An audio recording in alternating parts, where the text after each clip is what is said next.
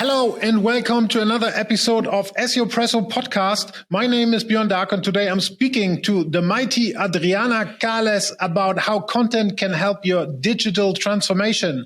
Adriana is head of content and social media at Ladenzeile and was previously holding different roles at Wirecard, lastly as senior brand and content manager. She also worked as a social media and content manager for PWN Global. It's a non-profit organization from Vienna, Austria, and was head of marketing for Dafiti Group in Latin America, which is the Zalando of Latin America and belongs also to Rocket Internet. Adriana is originally from Venezuela, was living in Chile, the US, Austria, and now here in Germany, Berlin, and is currently also doing her MBA at the WHO Otto Beisheim School of Management.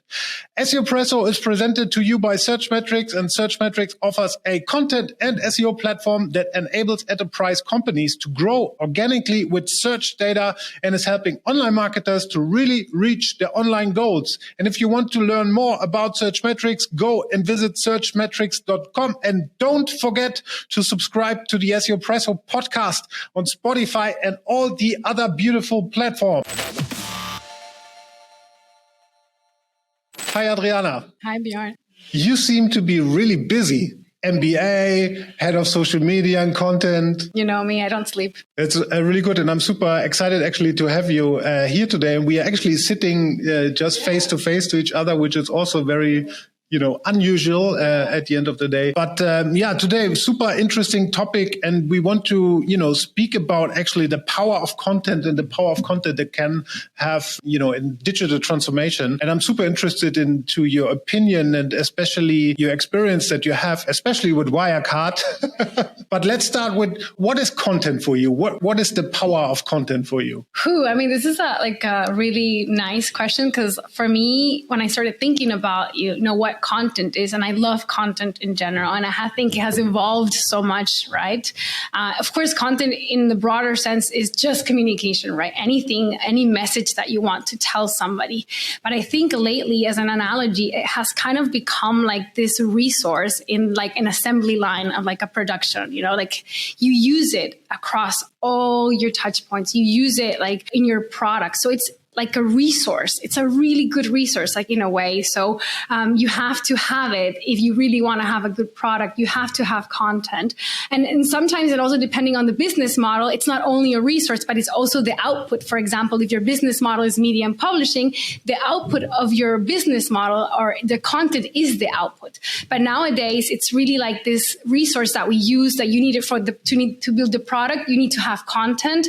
To sell the product, you need to have content. So it's kind of like used across everything. And it's this really great resource because HR wants it, marketing wants it, product team wants it. Everybody wants to have content. And what has happened is that before, only a few people could create it, right? Because it was like marketing people that were able to print things or that were able to have the budgets to like go on TV. And now anybody can basically make it. This is also why it has become so like powerful tool for people to use across companies and different markets and departments.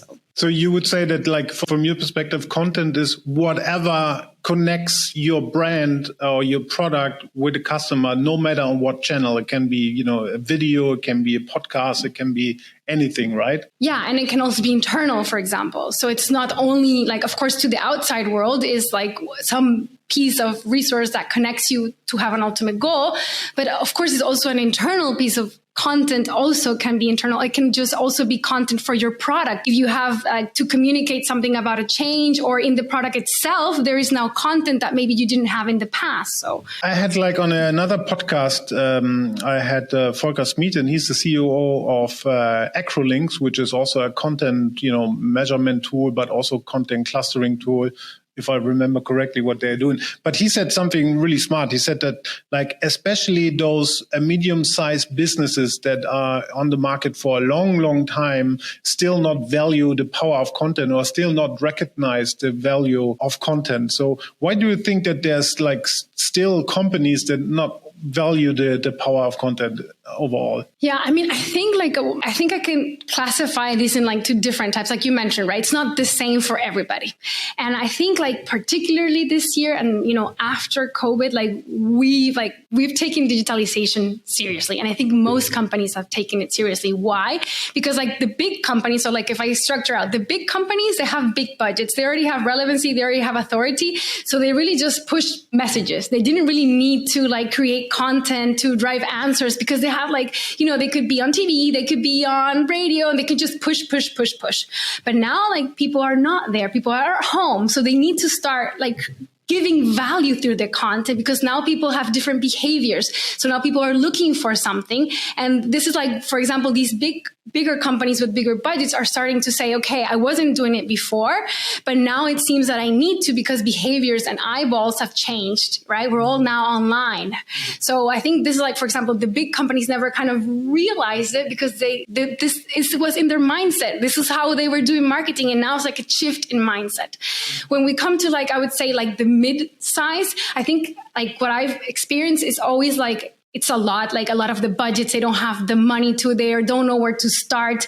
Do I have to, they don't think about maybe you can recycle the content. They think that they have to be everywhere. So it becomes something like a bit too big for them. So I think this is like these medium companies, they still don't know the power it has. And, maybe they just think they don't have enough budgets they think they have to do it like in the big way. And like, then I would say like the third one, and this is actually something that I've experienced in the past with startups, like early seed startups and things like this. When you have like X amount of money, that the cash that you need for a year, sometimes content, I would say, takes more time, right? So like it's the longer term strategy kind of thing. So if you really, you have money that you received on a Series A or seed funding for only 6 months, then you probably need to think about something that will, get results faster for you to, kind of get more money to the next round. So this is also, I think, like some startups still kind of like not going to the content unless they know that, it will be like long-term strategies. But like, I mean, especially, I'm not talking about startups itself, but, companies that been there for a long, long time, they might still think in prospects and print prospects and catalogs, right? And often the focus, and you just said it, it's way too much on the product itself. How can I, market the product much better and stuff? The problem here is that you can't convert the money you spent on creating or hosting the content, in an ROI for now. That's super, super difficult. And that's why I think that most of the companies, that's normal planning, right? They say, okay, I give 100,000 euros in there and then I get, 200,000 euros back, right? And this is often very difficult with content. So if you speak with companies, and they ask you, okay, what is the ROI and what you do from a content perspective, what would be your answer? I mean, I think like, for me, definitely you have to look at it in the long-term perspective, right? It is not something that you're going to get the return one day for the other, just because like the whole process of building content is not like you build a campaign, you put it out live and then it's ready. You need to plan, you need to create it. Content done well, you have to think about what the audience is, which are the right formats, and just all this planning takes time. So you're not going to be ready to go in, a week or a day. So like minimum 3, I would say 1 month minimum to get something ready, but you need time for content. And then is the time that you have to like get it actually going, right? So like you start building an audience. But when it comes to like ROI and like what I would say, like to me, the best argument is already existing, right? Like you see Amazon, you see like Apple, why are they investing in unique content? Why are they spending so much time in thinking, because of course, like this unique content is getting them customers. Of course, it's a long-term strategy, but in the end of the day, like it's not right now, but why are they then deciding to invest in this kind of unique content, right? It is giving value to their audience. It is relevant to them. And I think this is what we need to think about when we look about the value of content itself, right? Also, actually, another example, when I was thinking about this a bit, I actually read about NerdWallet. I don't know if you read NerdWallet is like a financial service provider in the US. So they give financial advice and they have like big focus on editorial and on like how to guide people onto what are the best financial services that they could use. They recently just had an IPO. I think at the beginning of this month or something like that.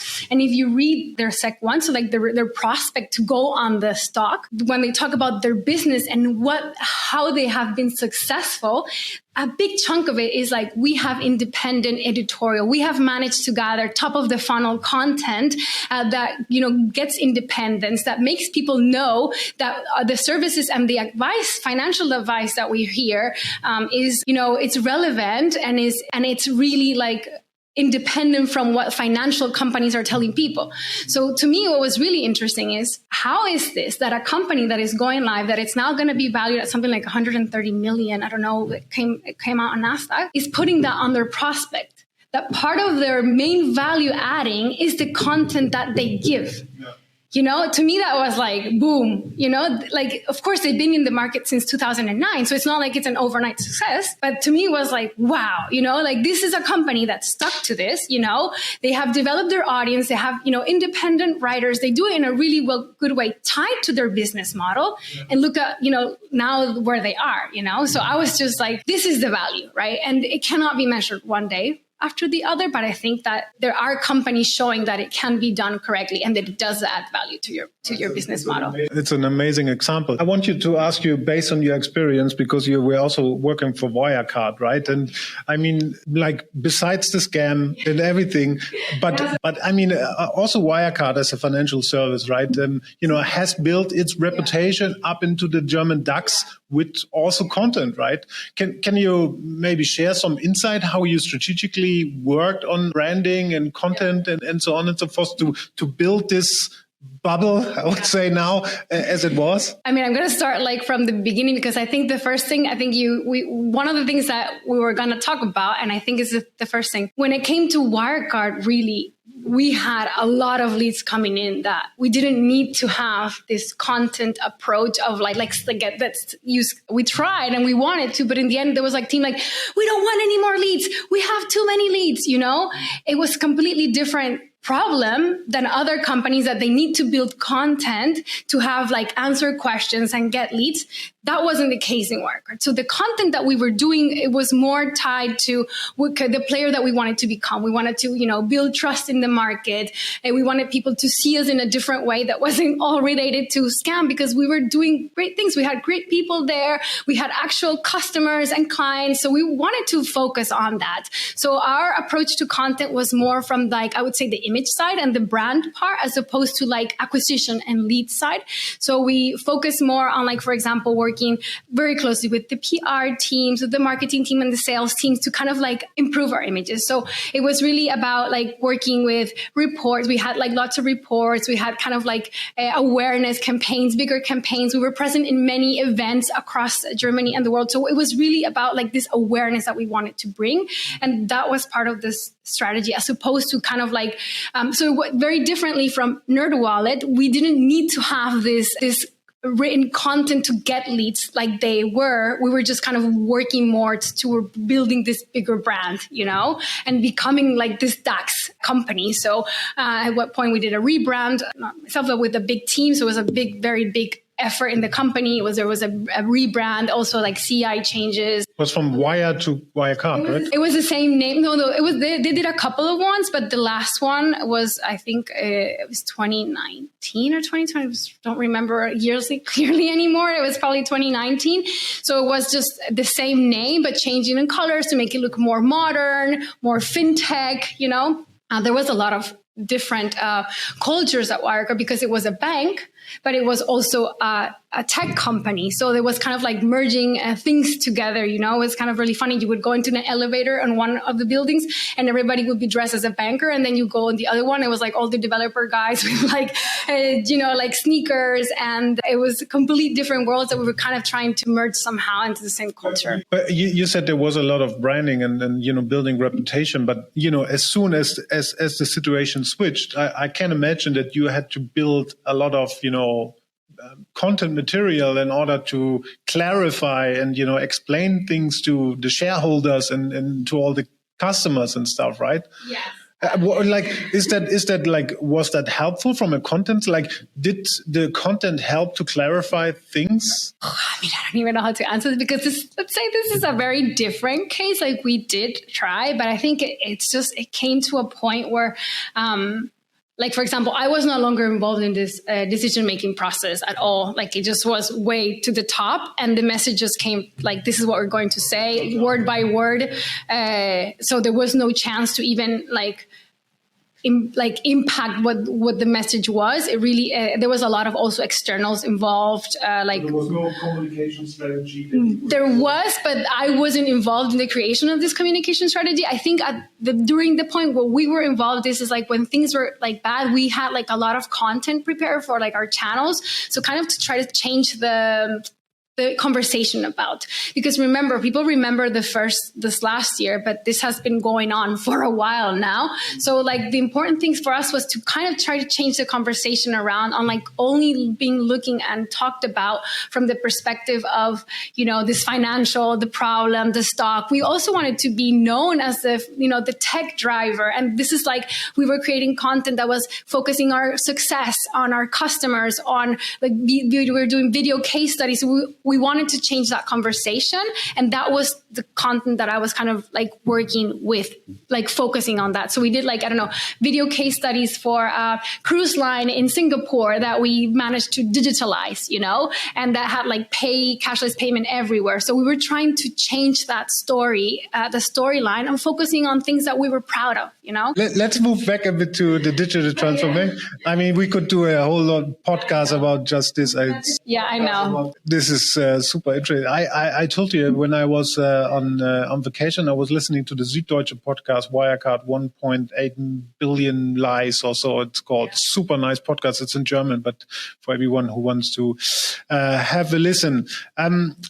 Let's take like a super traditional company, right? So just imagine you go to the very rural area of Germany and there's like a huge company sitting that is, manufacturing some special things, right? And they want to digitally transform themselves and content could be actually one huge asset to create that value.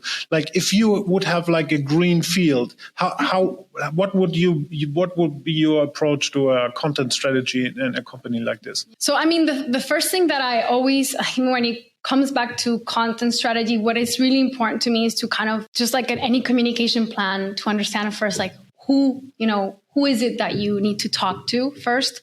What is the company goal? What is it that you want to achieve overall with these prospects? Why are you doing them, right? Because also a lot of the time it's like, yeah, we want to do videos and formats and webinars and white papers. I'm like, why? Maybe that's not the right thing. When you do content, you first have to think of like why you're doing the content. So this is the first thing, understanding the overall goal. Is it acquiring? Is it an image issue? Is it, is it just communication because you want to stay connected to your partners or your customers? So understanding first the why, then your audience. And this is why we were talking about it. Why doing something in print? I mean, nowadays, if like your customers, right, are living in a bunker and having, have no access to digitalization, maybe then the printed is the best thing because they don't know anything else, right? But I mean, nowadays, like as people, normally are using their phones and everything is digital, it doesn't make sense. So in the end of the day, you need to think about the behaviors of what people are doing.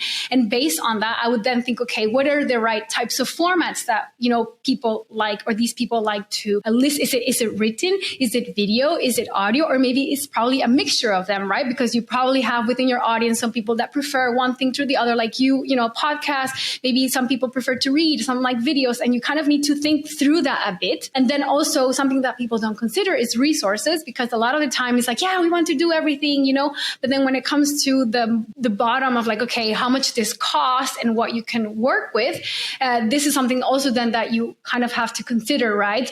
How can you get started easy? It's not like the example from the middle company. You cannot cannot think that you're going to be in all the channels at the same time. You cannot think that you're going to have like video, like this amazing thing, like, I don't know, like Allianz is doing. Like if you compare yourself, you have to start with what you can. And there are a lot of things that you can do, because even like blogs or like small video animations or small things make a difference. I think the important thing is to have like a long-term approach to it. And then of course, like focusing on what are those main messages that you really want, like if there's something that you want to be remembered by, what is this value that you're adding? So, if you are a company that, I don't know, again, it's doing something very technical, how can you create an ecosystem around that technical thing to add value to that person or to that customer in the end? And this goes back a bit to what you were saying at the beginning. We focus so much on the product, right? And then we forget that people don't care about our product. People care about their problems. People care about how you're going to help them fix the problem. What is the job to be done? So the idea is that when you create this, you create content not to talk about yourself, but to talk about all the different parts where you can add value to that customer with the content. Right? Coming from the user, not from the product. Not from the product, exactly. And I think this is really the change in mindset. For me, this is a change in mindset, because we are so used to like marketing, and especially like old traditional companies. What is marketing? Is you have budgets, you put money to TV, you talk about yourself, why you're good, and I think especially in Germany, right? We're so good at the technical. This is what we do. This is how it's shown, because we build cars. We build cars, or it has all these components inside of them, and you want to make the list so people know that there's facts behind it, right? Is it really like speaking to anybody, right? So I'm not saying that you don't have, at some point, yes, you have to say that, but you need to kind of remember at the end of the day, why is the value that you're adding? Why are people coming to your product? And try to build the content ecosystem around that. Because nowadays, before, people didn't have the choice. Kind of like they just had to listen to messages. Now they can just go on Google, right? And they can just look for whatever they want. And if you're not giving them the answer, somebody else will. And that's what you kind of need to think about. Right? How do I give that answer? I mean, you said one very important thing is that it's also like digital transformation. It's not just about the content itself. It's also about changing mindsets, right? Changing processes, changing systems, changing like workflows, stuff like that. Is there anything that you would, on top of creating a content strategy, in order to change those mindsets? What is the key to, bring people on board with the entire digital transformation? Yeah, like you said, I mean, for me, digital transformation, and for everybody, is like a huge word, right? It can be from like having a process that it's done via a form and now making it like a tool or an online thing, right? And the crazy thing is that for that process to happen, there is so many people that need to sit down to agree in like what the form is going to say, what fields we're going to ask customers information from. It seems like such a simple thing, but there's so many people that need to agree on that change in the process. Like, what systems are we going to use? How are we going to store the data? There are so many components in that simple one. And I'm not even talking about bigger transformations. And I think that's why it's so hard. And this is why I think like definitely it's about a changing mindset, like you say. And like, to me, it's really about like explaining the context, the why, and that there is basically a better way for customers to have a very experience. Because in the end of the day, whatever you're doing, of course, it's either for internal, like for you to like make lives better of the people that you're doing it, but also maybe for the customer to, to make the experience better for them. So it cannot just be for, transformation for the sake of transformation. So I think the why needs to be very clear to teams of why are we doing this? What is the end game with this transformation? What do we want to achieve?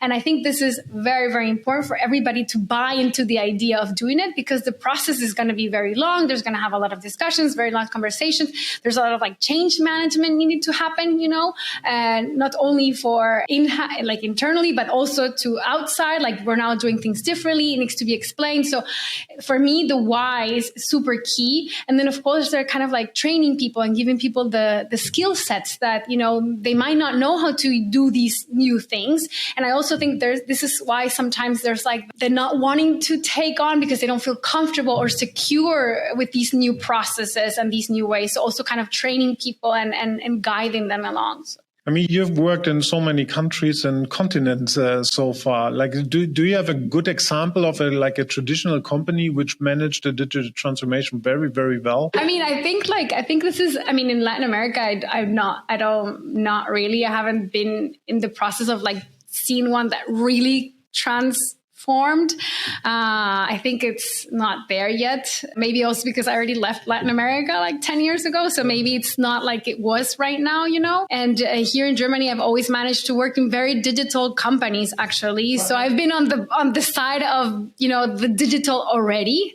But that being said, even in digital companies, there are processes that still are being done non-digital, right? Exactly. And also there, during my consulting role, I have seen so many pure digital companies, even they don't get the value and the power of content. And you really need to convince people to spend good money on content because, you know, they are used to just pay, I don't know, 20 euros for 300 euros word text. And, you know, in really investing in content, let's say put like 1,500 euros for a text, it's not going to happen because it's, you know, it's budget and you can't calculate the ROI. And it's still like, I think it has changed now since COVID because a lot also companies, people just went to Google to buy stuff. And for this, you need content in order to get found, right? And stuff. I think it has changed and it will be definitely something that, you know, will be interesting in future. But this morning I saw like from Content Marketing Institute, I saw like the latest study and they said that like medium-sized companies, they have an average 2 to 5 people sitting on the teams. Like 46% of those companies that just have 2 to 5 people sitting there being responsible for content. And there's just 1 or 0 people also for the same amount. Like, do you think content responsibility needs to stay in-house? And, you know, because often like many companies also work with external PR agencies, right? And I often feel this kind of a disconnect to the brand and also to the, you know, to the internal vision, mission, and feeling that it's being created and needs to be transformed into the content. So what's your take on this? I mean, I think just the one thing before that. So what you were saying with the digital transformation and how big it's gotten, like if you now go on LinkedIn and you look at the amount of jobs that big companies are hiring in-house, like before social media managers, content people, like it wasn't even a thing to have them in like big enterprises. Like it was an agency role. It wasn't even a discussion. It was an agency role. We hire a social media agency. And now if you look, like actually I don't know why I was looking like, you know, like researching for a job that we're going to open. And I was looking, okay, you know, the requirements, just going around and looking at competitive landscape. And I was seeing companies like, you know, like auditors, like Ernst & Young looking for social media managers. And I was just like, you know, why? Like, I understand it completely, but like, it's not a company you imagine would be looking for this in-house, you know? So this is like a shift. It's a big shift. And because what you mentioned, 2021, pandemic has changed. They now know before, like, this is their heart. Like, digital is the heart of people, where people are at. So you need to keep that in-house. Because in the end of the day, it's like you could outsource it before because the budgets weren't so high. It wasn't as important. People were, I don't even know if social is a thing that will stay in the future, you know. Now there is no other way around it. So this is why I think these roles are starting to come out no more inside. I also have another example. Actually, I learned in the MBA with Henkel. So Henkel is a, you know, like big FMCG company, and they started having their own in-house, like they did a test and they have like their own in-house content production. So like they have video, not only writers, it's video, audio people. And why do they have that in-house? Because they've noticed that, you know, in order to be able to act fast to the market and to get, you know, like if something is happening, there's a trend, we want to speak about it, we want to be relevant.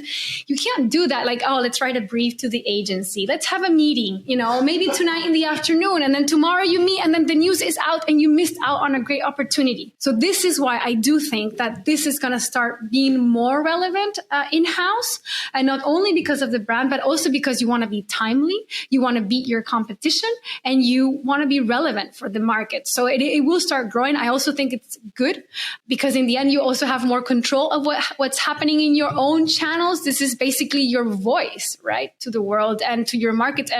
And like we had this also internally here now in Latin ladenzeile, we're writing and we're outsourcing part of it, and it's fine. You have to have a balance, right? Because in the end of the day, it's like volume versus quality.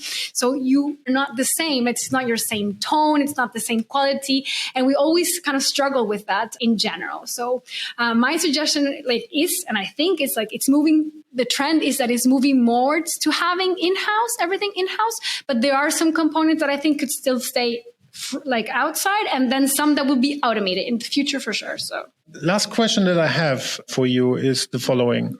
We are working with an e-commerce, and e-commerce is very product focused, right? It's always about the category page. It's always about the homepage, but looking at all the channels that are available there, like TikTok, and then you have Instagram, and all those are also important. What would you say is the hottest content trend for 2020 and beyond that for e-commerce? I don't know if it's for e-commerce, but it's not a trend. It's something that everybody needs to be already doing. So it's this social media first mindset. Why, right? The social media first mindset is something that's been starting for a couple of years. And the idea of it is you need to be creating content that any type of piece of content that you are creating, you need to think that it will go on social media as a way where it will be spread. So even if you are going to do, a press release or any kind of press release, you need to be, or any kind of piece of content that you're creating, you need to think of how will this perform on social?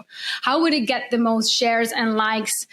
Because remember, creating the content is only part of it. And then you have to distribute that. And you need to think of where am I going to get the most chance of this to be performing great, right? And it's usually on social media in the end. So you have to kind of have that mindset. So why do a traditional, press release when you can do a press release that have a live component, or that has a really cool video that's tied to it that you can split into a million pieces and put them on social. So I think this is something that needs to change. It has changed for a lot of the pieces, but I think even now for traditional areas needs to continue changing. And I think this is something that in general, you will get more reach if you start thinking that way, because it's where most of the things go to live in the end, right? I'm completely with you. Just sending out a press release might reach, 300 people. Exactly. And if you have 11,000 followers already on one channel and, package it in a way that's very entertaining and stuff, then it's different. Yeah. Adriana, it's been very inspiring. Thank you for being on the podcast. We see and hear us next week again on the SEO Presso podcast. Ciao.